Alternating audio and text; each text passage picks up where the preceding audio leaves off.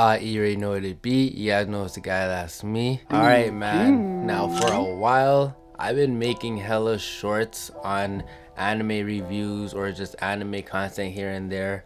But now, coming into the new year, I think it's about time I start making some full YouTube videos just talking about anime, whether it's news, topics, my reaction, whatever it could be. A good video to start off for people to really get to know me and where I'm at with anime is to rank the big three. So if you don't know, the big three consists of Naruto, Bleach, and One Piece. These were three animes that were all releasing at the same time back in the day, and they are basically credited with anime becoming more modernized and just influencing anime that we have nowadays as a whole. So I think a fun way just to start off this channel is to rank the big three, man.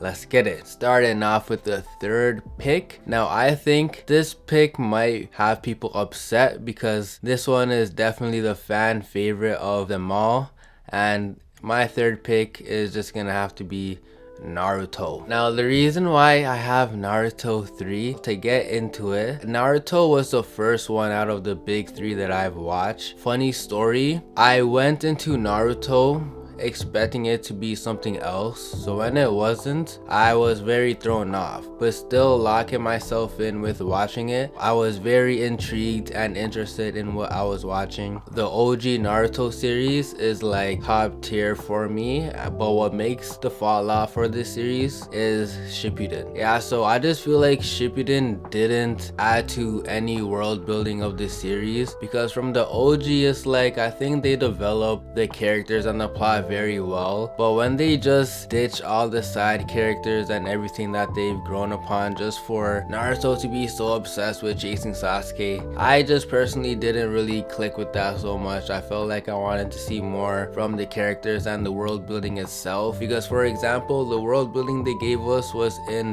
the Ninja War, but it's kind of like after that war happened, it's like nobody else really matters other than Konoha at the end of the day. And it's like, why introduce these other Kages? And it's like they're not really adding anything plot wise from beyond being involved in the war. I felt like, you know, I liked Naruto as a character, the way he talked no jutsu his way out of fights, and just his personality in itself, the way that he prevailed through his struggle, I think is very sentimental to watch every time. And along with all the other characters that they gave us in the OG Naruto when they were kids going through the academy, all those characters fell flat in Shippuden for me. I just felt like their involvement in the plot was just not as great as it could have been. Even though Shippuden does have a lot of memorable scenes and arcs and fights, I just think compared to the rest it might have felt a bit more flat for me.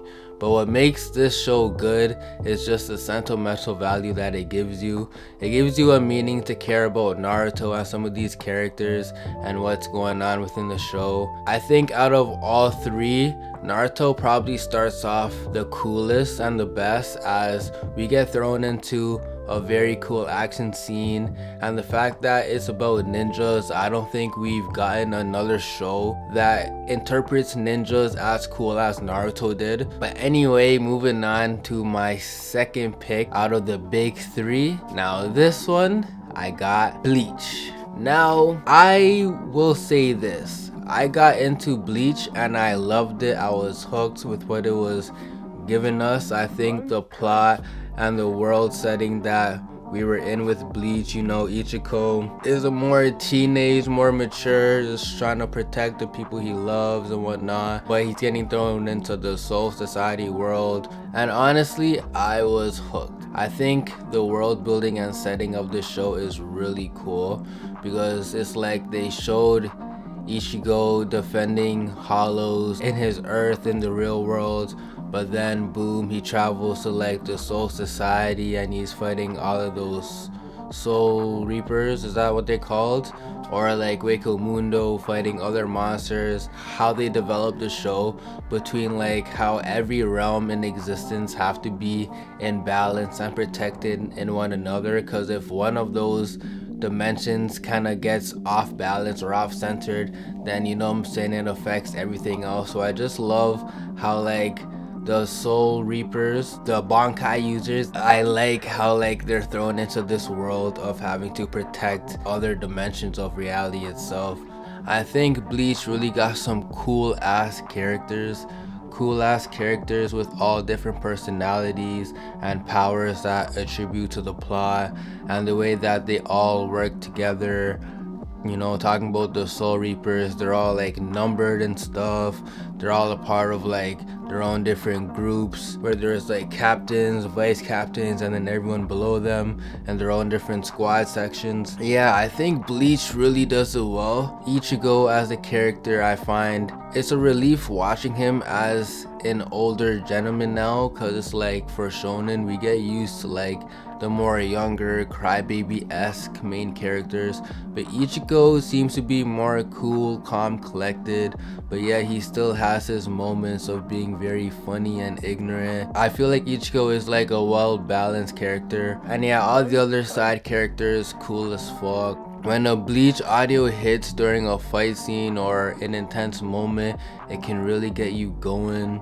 I think what also makes Bleach good is that because the story of the original wasn't done, they just started dropping their new gen animation with the ending arcs of Bleach. If Bleach was animated like that from the start, then it might have way more popularity than the other two of the big three. Because within the big three, I think Bleach might have the least amount of popularity, but the potential is there for it to hit a higher ceiling. But because of it's old and it's stuck in its traditional pacings and anime tropes and whatnot, it might stop new people from watching it. But with what they just dropped, they dropped 2 seasons of 1000 Year Blood War, and it was amazing, spectacular, from animation, character art style, OST, soundtrack. Bleach getting a new generation adaptation has done it so much justice, and I think like out of all the big three, that might be the one that might need like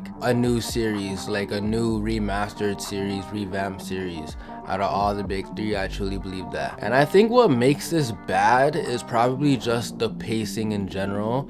With the OG Bleach, so they fixed the pacing in the new gen adaptation, but in the OG series of Bleach, I remember my experience watching it, there was like this whole arc of filler, and if you don't know that that's filler, you're gonna be stuck watching the most boring shit ever, and it has the potential to make you drop the show. You invested so much into that arc, and it's kind of like, for what? And I think that can ruin the experience for people. It definitely ruined it for me, and I didn't get back to watching Bleach maybe like a couple months afterwards. But yeah, my ranking is second out of the big three, and if I had to give this a rating, probably like an 8. So for the number 1 spot, I think this is pretty obvious by now, but we got One Piece, man. So honestly, with One Piece, I think I could go on and on with how much I love it, but to explain how I got into it though, I probably started One Piece when they were out like episode 500 to 600, and that was like years ago, back in high school. I think everyone's experience with One Piece could be one and the same, as in you get into the show, it's pretty jolly and goofy with this goofy character Luffy that has a big dream of chasing this treasure, and it's like what makes One Piece so great is that you think that's what it is, but it's way more than what it seems. Yeah, the plot is Luffy going on a treasure chase, so we have to see his journey into finding the greatest treasure of all time, but that's not exactly what it's about. One Piece is kind of about the journey, the characters, the people, experiences, history that we learn throughout the whole show. With every arc, with every person, with every island that gets shown and introduced, it creates this sort of deep layered world building that the more you watch, the more it expands. The further deeper it gets into, it shows us that we as viewers in One Piece know so little about what is going on in the overall world of the show. When I was watching One Piece thinking that it's just a goofy pirate show, but then we get all these deep, serious moments when they're talking about backstories and the history and blase blase, it really threw me for a loop, because it's like you really start to lock in and to understand, like, yeah, this isn't just a jolly pirate treasure hunt. This is like some real political stuff that is happening within the world of One Piece. But to talk about the characters, I think Luffy is probably my favorite character out of all the big three, and that's just because of his personality itself. The way that he seems so chill and nonchalant, and he's just wanting to have all this fun and expressing his freedom. But then when times get serious, it's like he knows when to get serious, and he knows what he's fighting for, standing on principles. And I admire watching that as a main character, because it's not like he's crying or trying to figure stuff out, but it's more like, you know, he's just learning and adapting and trying to see things for what it is. I think One Piece probably has like the best side characters, maybe because they have so much of them, but because all these characters are pretty developed and intertwined with the story. For example, we could talk about Luffy's Straw Hat crew. There's like 7 of them, maybe more now. First one was Zoro, and then it was Usopp, and then it was Sanji, I think, and then it was Nami and blase blase. All the crew members have their own dreams, and their own dreams that they want to chase adds to Luffy's dream. And it's like, you don't even have to watch a show to see Luffy's dream. You can watch a show to see Zoro's dream of becoming the strongest swordsman. You can see Sanji's dream of finding the all blue, or Nami's dream of whatever it was, being rich and famous. I don't know. It's not just with the crew members, but it can happen with other pirate crews. It can happen with Marines, revolutionaries, whoever gets shown and introduced with a backstory in the show.